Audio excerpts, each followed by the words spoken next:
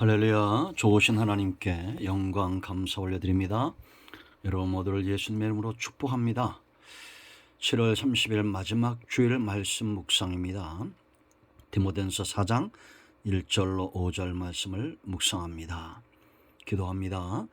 영광과 감사와 찬송을 우리 하나님께 올려드립니다. 온 마음으로 하나님을 사랑합니다.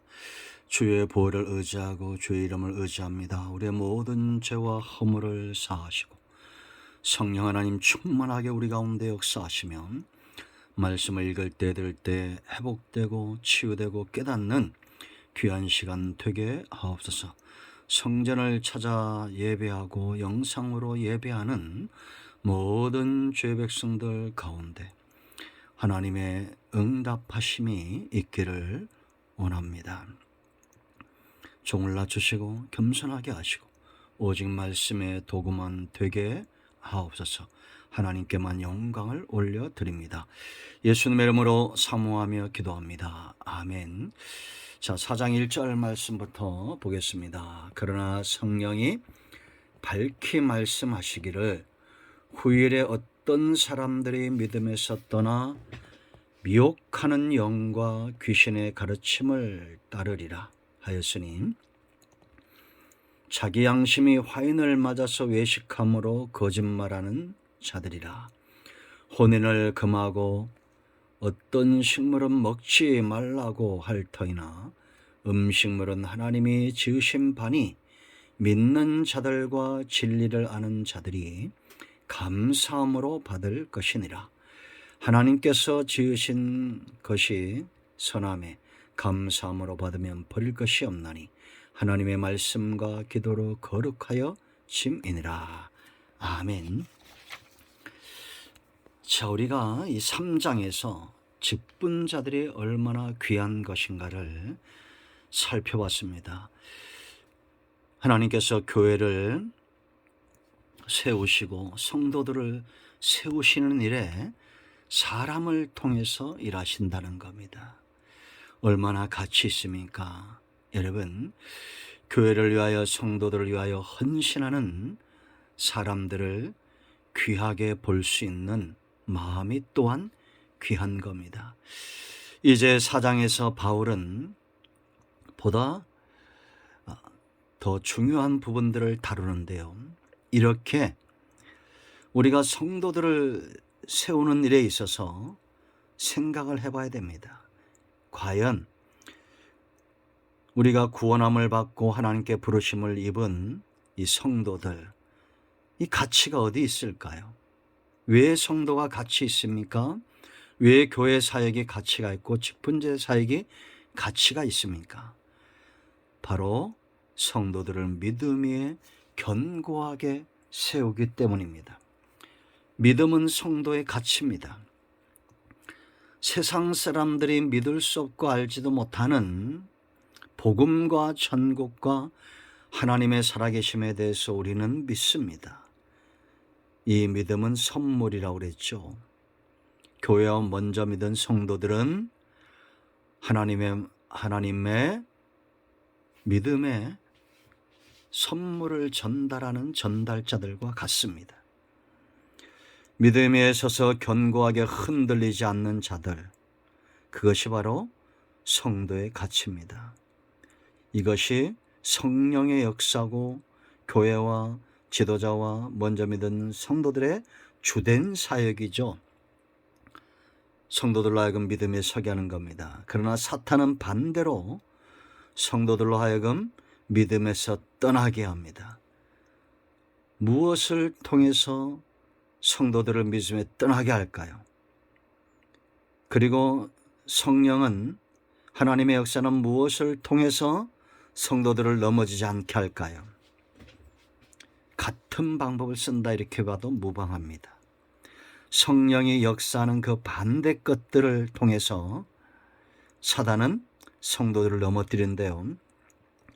진리에 견고하게 서기 위해서, 믿음에 견고하게 서기 위해서 무엇이 필요한가? 가장 첫 번째는 바로 진리에 대한 가르침입니다. 사탄도 마지막 때가 되면 거짓 선지자, 거짓 사도들을 많이 세웁니다. 비진리를 가르친다는 거죠. 그러나 하나님의 역사도 참된 교사, 복음적인 교회들을 통해서 성도들을 믿음 위에 세운다라는 겁니다. 자, 1절 주목해야 됩니다. 1절 보면 그러나 이렇게 말합니다. 전치사로 시작을 하죠. 성령이 밝히 말씀하시기를 후일에 어떤 사람들이 뭐라 했습니까? 믿음에서 떠난다.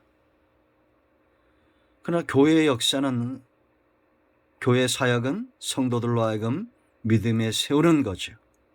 그런데 성령이 지금 바울에게 깨닫겠다는 겁니다. 어떤 사람들이 믿음에서 떠날 것이다. 이유가 있죠. 미혹의 영과 귀신의 가르침을 따르게 될 것이다 라는 겁니다. 여러분 3장 16절은 지금 연결되고 있는 4장이 그러나로 연결되고 있죠. 크도다 경결의 비밀이여 16절 보세요. 그렇지 않다는이 없다. 믿는 자는 그렇지 않다 이렇게 말할 수 없다는 거죠. 그는 육신으로 나타나심 받으시고 예수님을 이야기합니다. 영으로 의롭다 하심을 받으시고 천사들에게 보이시고 만국에서 전파되시고 세상에서 믿음 받으시고 영광 가운데 올려지셨느니라. 예수님이 이 땅에 인간의 형상으로 오시고 구속사의 종결을 이루신 분입니다. 십자가에서 죽으시고 부활하시고 승천하신 이것이 바로 성도들에게 복음이에요. 왜? 우리도 예수님처럼 이 땅에서 고난을 당하나 우리가 승리하게 될 것입니다. 부활하게 될 것이고 승천하게 될 것이에요. 이것은 경건의 비밀입니다. 아는 자들만 안다는 거죠. 믿는 자들만 믿는다는 겁니다.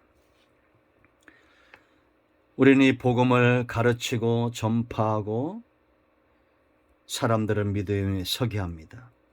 예수님의 주된 사역도 가르치고 전파하고 고치는 사역, 치유하는 사역이었습니다. 진리에 대한 가르침이 없이 어떻게 듣고 깨닫고 믿음 위에 서겠습니까? 사탄도 이런 방법을 써요. 우리가 예수 그리스도에는 구원이 없다는 이 놀라운 경건과 복음의 비밀에서 떠나도록 미혹하고 거짓된 가르침, 거짓 교사를 써서 믿음에서 떠나게 하는데 그들은 양심이 화인 맞은 자들입니다. 2절 보세요 여러분. 자기 양심이 화인을 맞아서 외식함으로 거짓말하는 자들이다. 저 안상훈 거짓말하는 자들입니다. 이만희 거짓말하는 자들이에요. 석가 여러분 극락왕생 다 거짓된 진리라고 그랬죠. 그런데 사람들은 믿습니까? 안 믿습니까? 믿죠. 그 마음이 철저하게 비진리에 굳어져서 이단에 다니는 사람들 보세요. 그렇게 죽으면 지옥 갑니다라고 말하면 절대 믿지 않습니다. 미혹된 겁니다. 거짓을 진리로 착각하고 있는 겁니다.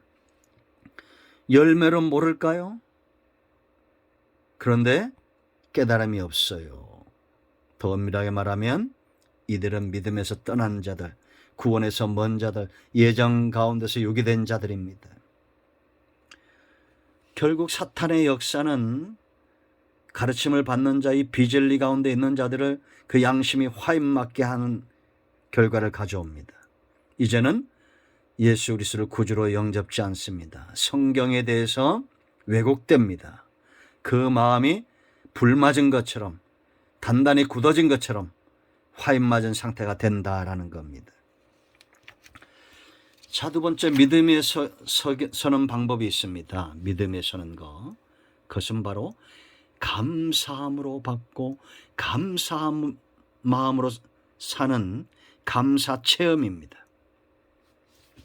여러분, 성도는 우리가 믿음 가운데 있다.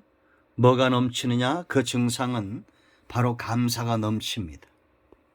하나님이 주신 모든 것들에 대해서 감사가 넘칩니다. 감사에 눈이 떠집니다. 어떤 상황에서도 감사하고 음식을 먹으나 먹지 못하나 감사하고 푸른 초장 실만한 물가에서만 감사하는 것이 아니라 사망의 음침한 골짜기에서도 감사합니다. 다니엘 같은 사람 보세요 여러분. 기도하고 평안하고 평탄하고 그가 총리로 있을 때만 감사했을까요? 아닙니다. 억울함 가운데 사자굴 속에 들어가서도 기도하고 감사하는 자입니다. 빌립과 바울 보세요, 여러분. 감옥에 들어가도 감사하고 찬송합니다. 사도행전 10장 25절. 그럴 때 지진이 일어나고 땅이 요동하는 역사가 있죠. 그런데 이런 비진리, 거짓된 미혹의 역사 가운데 있으면 그들은 감사가 나오지 않습니다. 감사라는 것은 체험에서 나오거든요. 하나님이 주신 은혜, 하나님이 주신 말씀에 대한 깨달음, 이런 것들이 풍성함으로 감사가 넘쳐나서 비진리, 미혹에 넘어질 수가 없어요. 틈이 없습니다. 이런 사람은. 감사가 넘치는 사람은 틈이 없어요. 이단 사상이 들어올 수 있는 틈이 없어요. 그러나 양심이 화인 맞은 사람들은 그 속이 어떻겠습니까? 그 중심이 어떻겠어요? 가란 겁니다. 우리가 여러분 이 가람도 좋은 경우가 있죠. 하나님의 말씀에 대해서 가람이 있고 사모함이 있고, 그런 사모함과 다른 갈증입니다. 영적인 만족이 없어요. 그러니까 엉뚱한 것들로 더구나 가라고 있는, 여러분 심령이, 우리가 마음이 가라고 갈증을 느끼면 물을 먹으면 시원하잖아요. 그런데 우리가 여기다가 막 소금물을 먹고 다른 것들을 먹어봐요. 더 그 육체와 영혼이 피폐해지는 겁니다. 사탄이 쓰는 방법이 이와 같아요.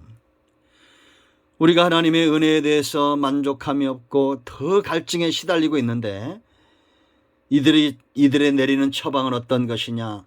혼인을 금해라, 음식물을 먹지 말라, 이런 금욕주의, 영지주의, 잘못된 지식, 잘못된 진리에 대한 어떤 해석, 사람을 더 비참하게 만들고 더 갈증에 시달리게 만들고 기근에 허덕이게 만들어 놓습니다. 혼인을 왜 금합니까? 결혼은 하나님이 주신 축복이 아니에요? 그죠? 가정은? 그런데 왜 결혼을 금하게 하고, 이 음식은 먹으면 안 되고 저것은 먹지 말아야 되고, 하나님이 주신 것은 다 좋은 거예요. 여러분, 로마 교회도 이런 문제가 있었죠. 로마서 14장을 보면 먹는 문제 때문에 다툽니다. 근데 성도가 존재하는 이유는 어디 있느냐? 14장 8절, 우리가 살아도 주를 위하여 살고 죽어도 주를 위하여 죽나니 그러므로 사나 죽으나 우리가 주의 것이다. 맞죠? 근데 이런 사람, 주님의 것이고 주를 위해서 사는 존재들을 먹는 것 때문에 다투게 하고, 이 금식하는 날에 대해서 다투게 하고, 여러분 주일도 성경도 전부 성도들 때문에 존재하는 겁니다. 믿음이 강한 자는 금식의 날을 정해서 금식도 하고, 믿음이 약한 자는 우상의 제물이든지 뭔지 배고프면 먹기도 하고, 그런 거 아닙니까? 그러나 여러분, 우리가 우상에게 드렸던 제물을 배가 고파서 먹었다고 해서 그것 때문에 저주를 받고 절대 그러지 않습니다. 여러분의 자녀가 절에 가서 절밥 한번 얻어먹었다고 저주 받으면 좋겠어요? 배고프면 먹어요. 절에서 나온 음식들 참 좋더만. 절밥을 또 파는 분들도 있잖아요. 가서 기도하고 축복하고 감사함으로 드세요. 뭐 그 먹는 것 때문에 그렇게 사람들을 비난합니까? 그렇다고 해서 우리가 여러분 뭐 불교에 귀를 하고 우상을 섬기고 그러지 않잖아요. 감사히 먹으면 됩니다. 하나님께서 지으신 것은 다 선하니까 감사함으로 받으라. 여러분, 뭘 먹어도 어떤 날이든지 우리가 귀하게 여기고, 오늘 하루도 하나님이 주신 날 감사의 날입니다.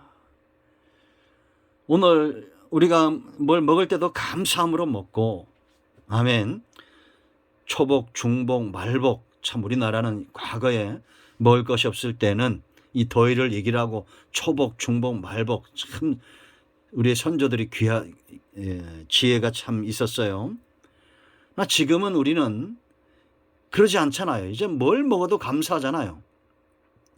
여러분, 초복에 중복에 말복에 삼계탕 못 먹는다고 예? 건강하지 못할 사람들이 있습니까? 아니잖아요. 지금 이제 우리는 그렇게 삼계탕 뭐 꼭 챙겨 먹지 않아도 돼요. 무엇을 먹든지 감사하십시오.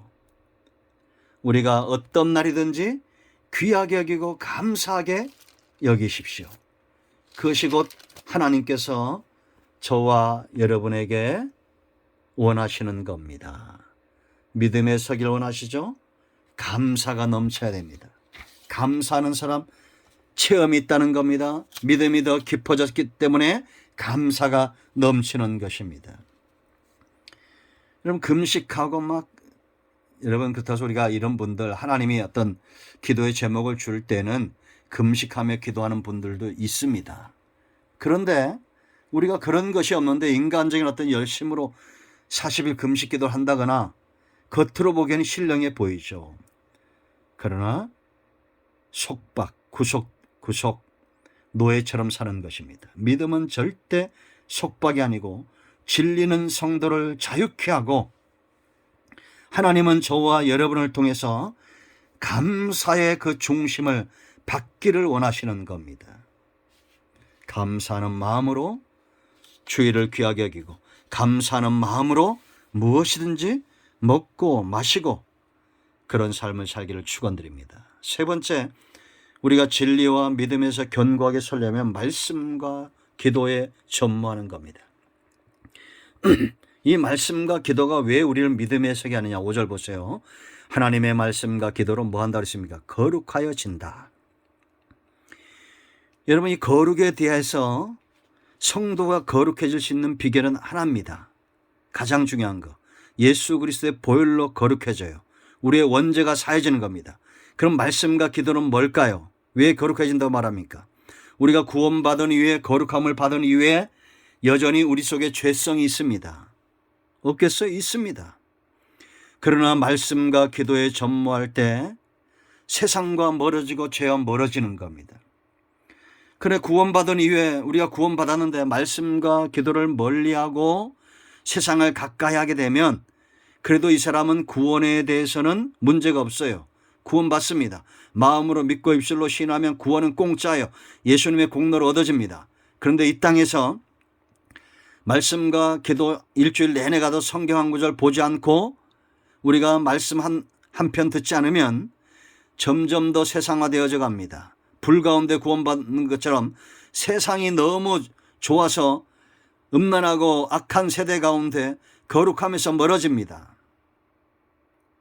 그런다고 해서 우리가 구원에는 문제가 없지만 문제는 거룩하지 못한 삶으로 하나님과의 관계가 단절되니 믿음이 커질 수 없고 기뻐질 수 없고 믿음의 역사가 나타날 수 없습니다.